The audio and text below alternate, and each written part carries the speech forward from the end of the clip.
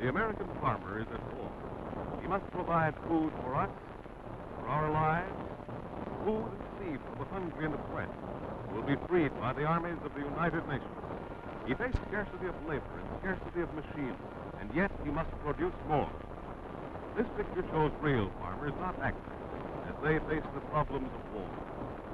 Farmers of the Pennsylvania Dutch country, Lancaster County to be exact. It's peaceful country, these gentle rolling hills of Pennsylvania. It's good land and rich, carefully and wisely tended throughout the year. These people came to this country in the search for political and religious freedom. Some were Scotch-Irish, some were Welsh, some were Swiss.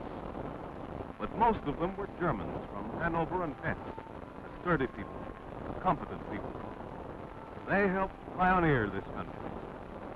This land has known war.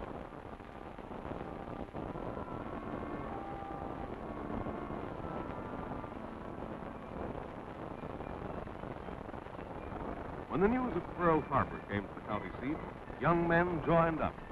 Farm labor seemed to melt away.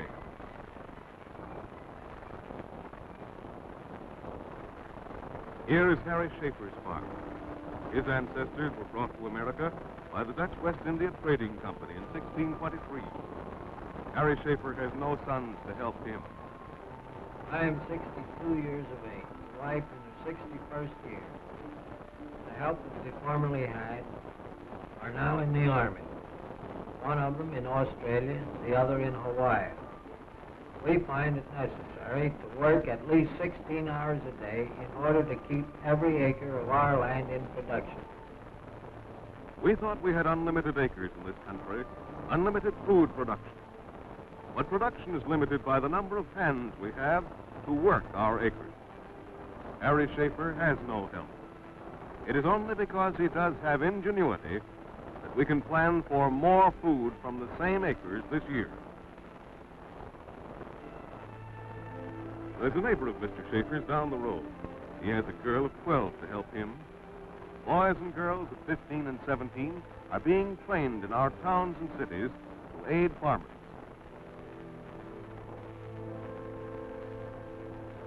Here's another neighbor, Moses Zimmerman. And here's a day in his life that begins at 4 a.m.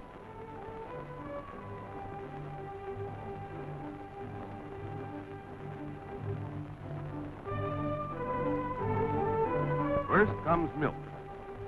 The farmer set a record last year, and he's trying to get us 2 billion pounds more this year, since we have to send so much powdered milk overseas. His goal is to raise us 28% more chickens to eat. And 10% more meat. 100 million hogs with 10 pounds more on every one of them. Corn-fed, too. Zimmerman was fortunate.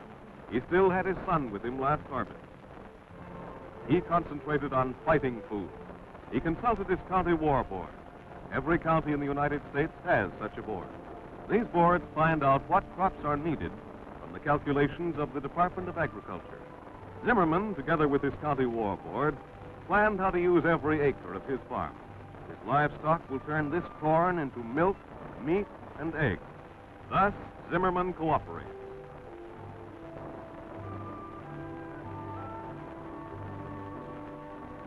He cooperates with his neighbors, too.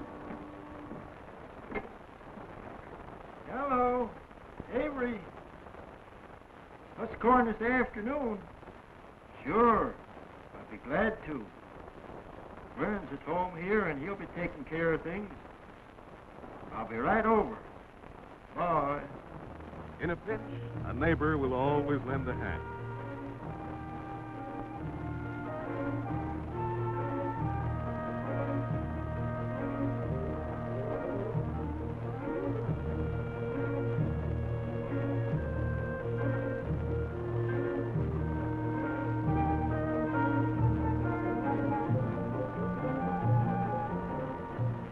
And you can always add a couple more cattle to the herd.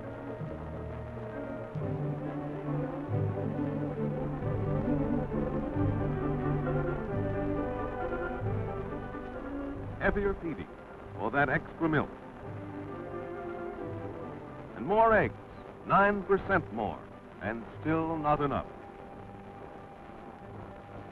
This year, about 1/4 of our produce will have to go overseas to our troops and to our allies. But with production way up, that still leaves us almost as much as we used to have for ourselves before the war. Rationing for us does not necessarily mean eating less. It only means that we have to eat differently, just as the farmer has to grow different crops. We could learn something about eating from the farmer. He eats what there is in plenty.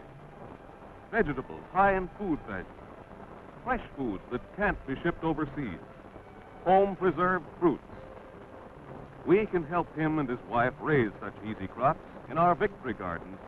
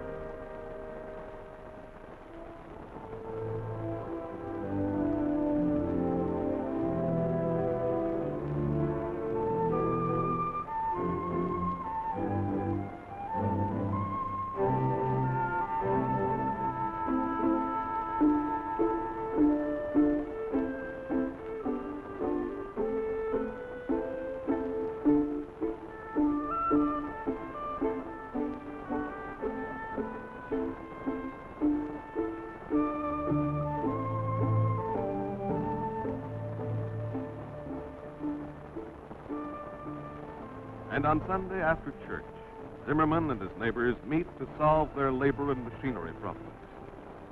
Mr.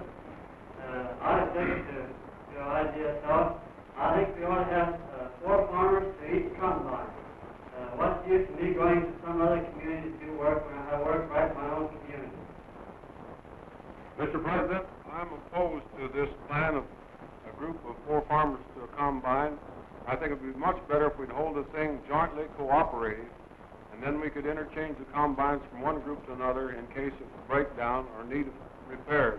Also, I think at this time, with the world condition as there is, that we should try to do all the outside work we can and make this machinery pay out. Mr. President, I think this co-op should be worked in a group of 4 or 5. Mr. President, I think that this cooperative work, every member will have to have an equal share in it.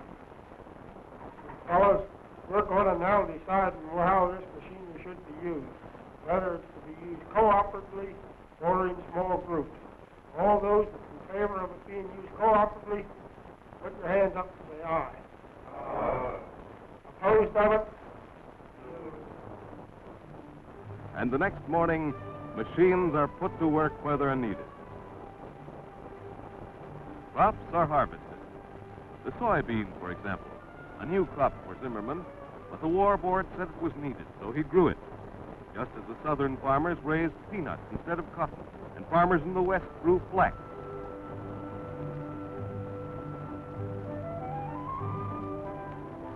And it is a bountiful crop.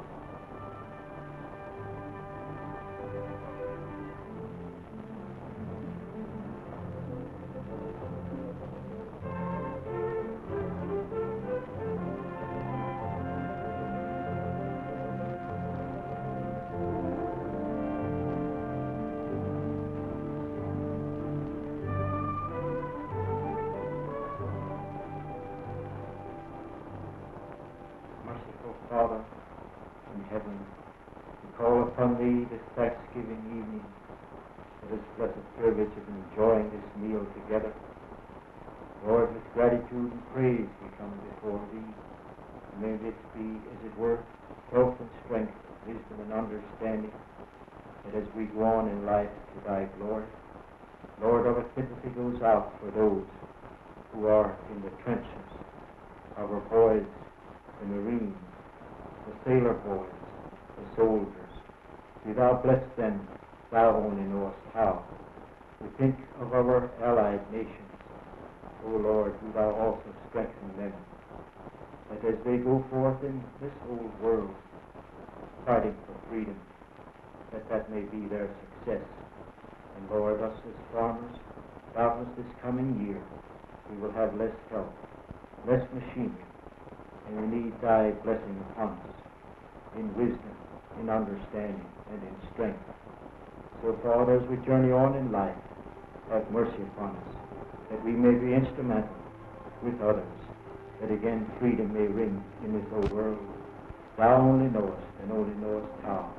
Wilt thou bless and make us a blessing until Jesus comes. Amen.